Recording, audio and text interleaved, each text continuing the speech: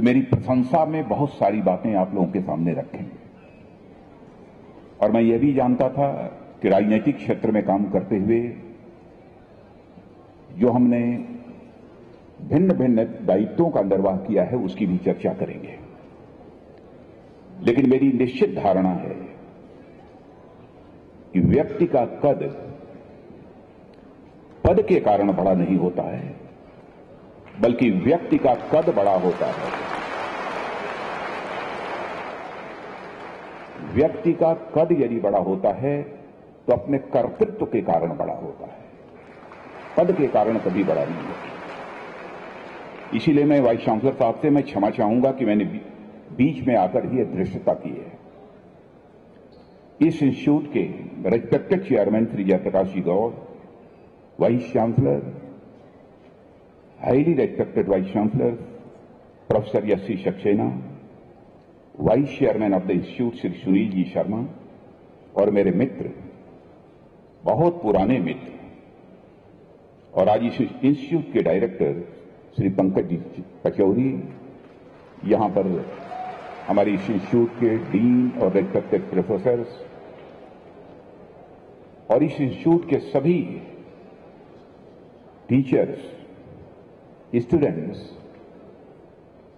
और इस institute family के सभी मेंबर्स, चाहे वह क्लास 2, क्लास 3 और क्लास 4 के एम्प्लॉइज क्यों न हो, मैं सबके प्रति हृदय की गहराइयों से सम्मान व्यक्त करता हूं।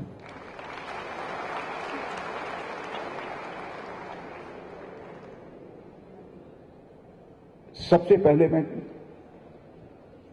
उन छात्रों को बधाई देना चाहता हूं जिन्होंने की आज डिग्री हासिल की। बधाई के साथ साथ उनको मैं अपनी हार्दिक शुभकामनाएं भी देता हूं उनके उज्जवल भविष्य के लिए, और उनके परिवार के सदस्यों को भी मैं अपनी हार्दिक शुभकामनाएं देता हूं। और मैं बधाई देना चाहता हूं इस इंस्टीट्यूट के चेयरमैन को, इस इंस्टीट्यूट के स्टाफ को, इस इंस्टीट्यूट के एम्प्लॉइज को और इस इंस्टीट्यूट के मैनेजमेंट को, जिन्होंने वह इंस्टीट्यूट जो 2001 में इस्टेब्लिश हुआ, वह एनसीआर का ही नहीं, हिंदुस्तान का ही नहीं, बल्कि एक दुनिया में अपना एक अव्वल स्थान बनाने में कामयाब हुआ है। इसके लिए मैं उन्हें बधाई देना चाहता हूं।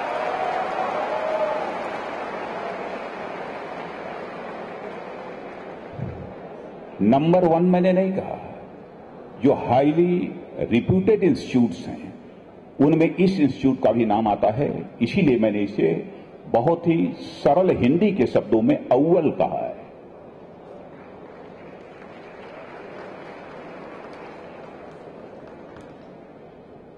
और मेरे बच्चों, इस हकीकत को समझना, शिक्षा तो आपने हासिल कर ली है, ज्ञान आपने हासिल कर लिया है, लेकिन जीवन में ज्ञान ही पर्याप्त नहीं होता है।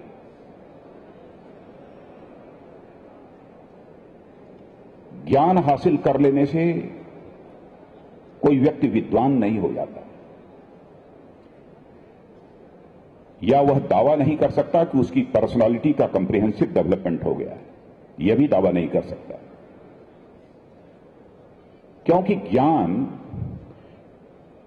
का उपयोग भी हो सकता है और ज्ञान का दुरुपयोग भी हो सकता है। इस देश की आतंकवादी गतिविधियों में जो नवयुवक लगे हुए हैं वह इलिटरेट नहीं है, वह अनपढ़ नहीं है। बहुत सारे ऐसे आतंकवादियों में से नवयुवक हैं जिनको की टेक्नोलॉजी की अच्छी जानकारी है, हाईली एजुकेटेड है, लेकिन उनके ज्ञान का उपयोग जो सकारात्मक दिशा में होना चाहिए, पॉजिटिव डायरेक्शन में होना चाहिए, वो नहीं हो पा रहा है, नेगेटिव डायरेक्शन में हो रहा है, नकारात्मक दिशा में हो रहा है। इसीलिए सभी बच्चों को इस हकीकत को समझना चाहिए कि जब ज्ञान सकारात्मक दिशा में काम करता है तो वह समाज के लिए कल्याणकारी बन जाता है, और जब ज्ञान नकारात्मक दिशा में काम करता है तो वही समाज के लिए विनाशकारी बन जाता है। इस हकीकत को भी हमको समझना चाहिए। और यह दीक्षांत समारोह है, शिक्षा से आपको ज्ञान मिल गया, लेकिन जीवन में सबसे बड़ी चीज यदि कोई होती है तो वह संस्कार होती है। और शायद आप सबने पढ़ा होगा अथवा कुछ ने पढ़ा होगा कि इंटेलेक्चुअल कैपिटल अमेरिका की बोस्टन में जब स्वामी विवेकानंद गए थे तो उन्होंने भाषण देते हुए कहा था कि अमेरिका में ज्ञानी बहुत हैं, विद्वान बहुत हैं, लेकिन भारत में रहने वाले अपनी माताओं और बहनों को मैं ज्यादा श्रेष्ठ मानता हूं, इसलिए क्योंकि चरित्र के मामले में उनका कोई जवाब नहीं है सारी दुनिया में। यह स्वामी विवेकानंद ने कहा।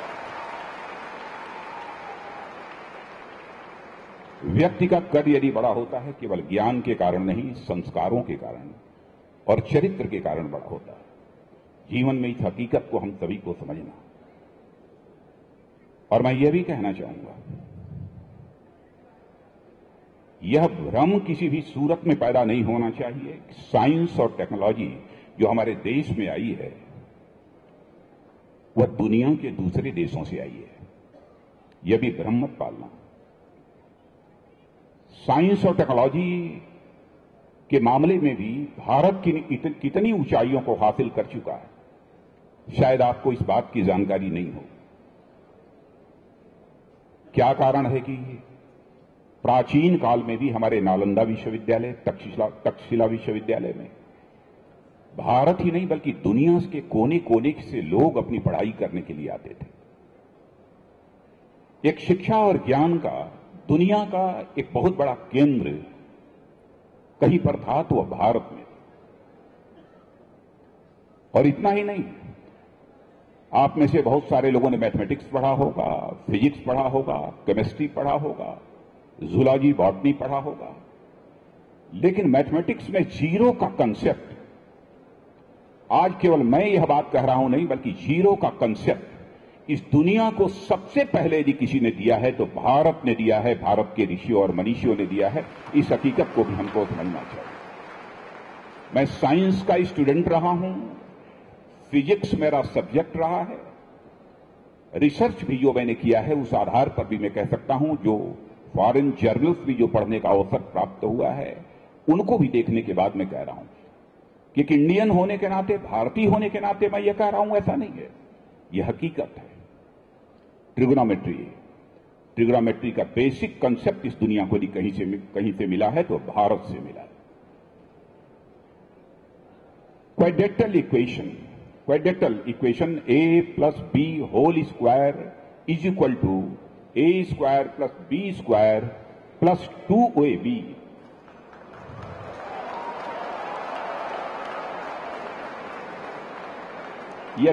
ये दुनिया के किसी दूसरे देश से नहीं आया मेरे बच्चों, यह आया है तो महर्षि श्रीधराचार्य जी जो भारत के ऋषि थे उन्होंने इस क्वाड्रेटल इक्वेशन को देने का काम किया है। a plus B whole square equal to a square plus B square plus 2ab। यहां पर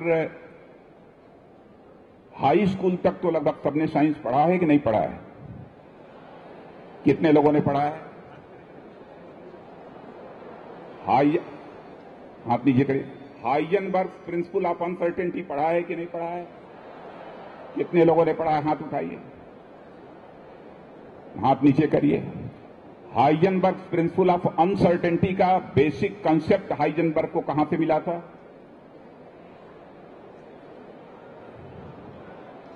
नहीं मालूम, मैं बता रहा हूं।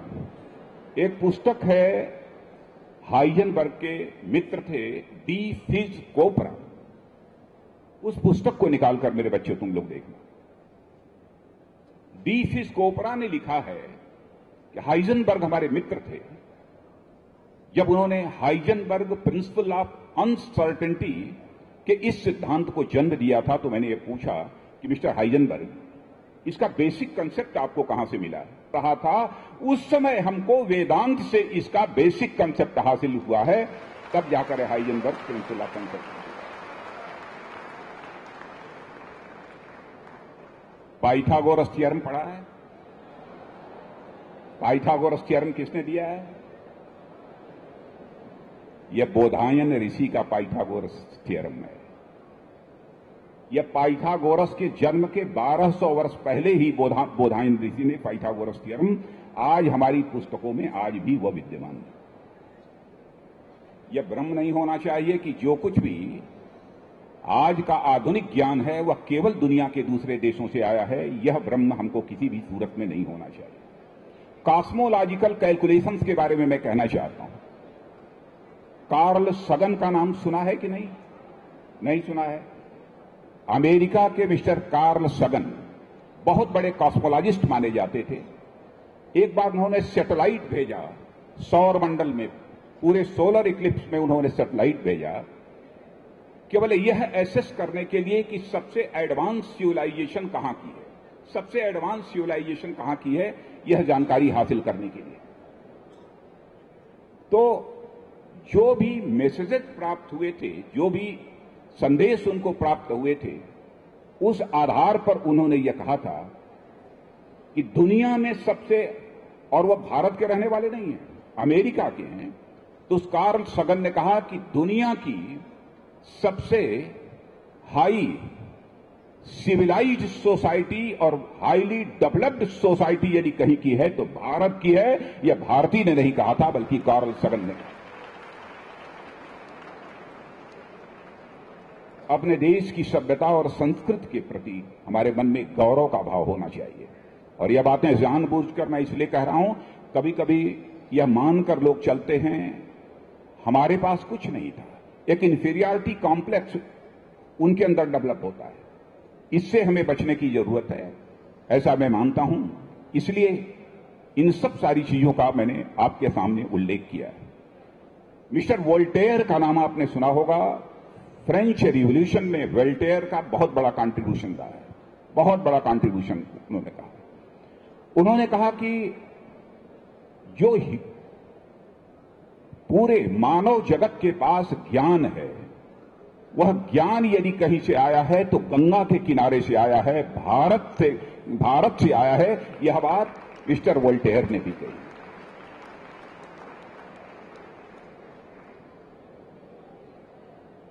और जर्मन फिलॉसफर हाइजेनबर्ग ने भी यह कहा है, यदि मैन काइंड इंटेलेक्ट की यदि हाइट यदि कहीं पर देखनी हो तो केवल भारत में जाकर देखा जा सकता है। दुनिया में वह उस इंटेलेक्ट की हाइट, उस हाइट की इंटेलेक्ट दुनिया में और कहीं देखने को नहीं मिलेगी। तो भारत साइंस और टेक्नोलॉजी में भी दुनिया की एक एडवांस कंट्री थी। इस हकीकत को हमें समझना चाहिए। जहां तक इंफॉर्मेशन टेक्नोलॉजी का प्रश्न है, मैं कह सकता हूं आज इंफॉर्मेशन टेक्नोलॉजी के क्षेत्र में भारत दुनिया में एक अपना स्थान रखता है। दुनिया में भारत का एक स्थान है और इसका श्रेय यदि मैं देना चाहता हूं तो इसे हिंदुस्तान के नौजवानों को देना चाहता हूं, जिन्होंने कि आईटी के क्षेत्र में भारत का सारी दुनिया में एक स्थान बनाने का काम किया।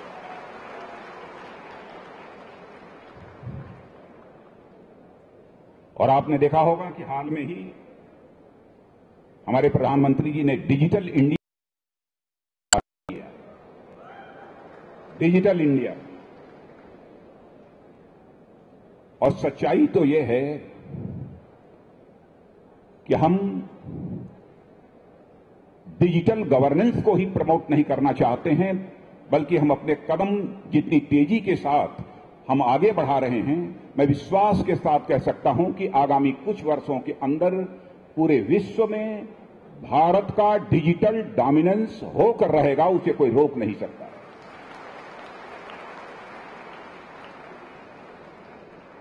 हां, यह बात सच है। यहां तक भाषा का प्रश्न है, इंटरनेट की भाषाओं पर यदि लीड किसी को हासिल हुई है, किसी भाषा को, तो अंग्रेजी को हासिल हुई है। अंग्रेजी भाषा से हमें कोई नफरत नहीं है, अंग्रेजी भाषा से हमें कोई नफरत नहीं है, लेकिन अपनी भाषा के प्रति हमारे मन में एक सेंस ऑफ प्राइड, एक गौरव का भाव भी होना चाहिए। बच्चों, केवल हिंदी की बात मैं नहीं कर रहा हूं, जितनी भी हमारे इंडियन लैंग्वेजेज हैं, जितनी भी हमारी भारतीय भाषाएं हैं, सबके प्रति एक सेंस ऑफ प्राइड होना चाहिए।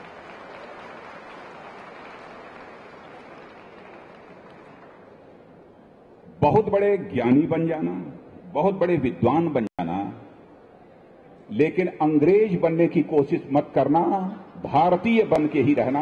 मैं यह अपील कर सकता हूं।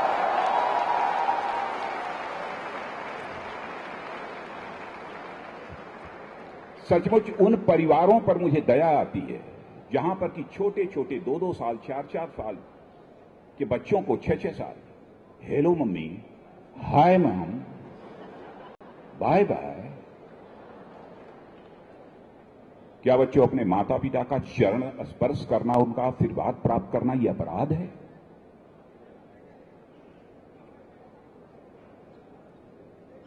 माता पिता का चरण स्पर्श करने के क्या साइंटिफिक एडवांटेजेस हैं? शायद इसकी आपको जानकारी नहीं।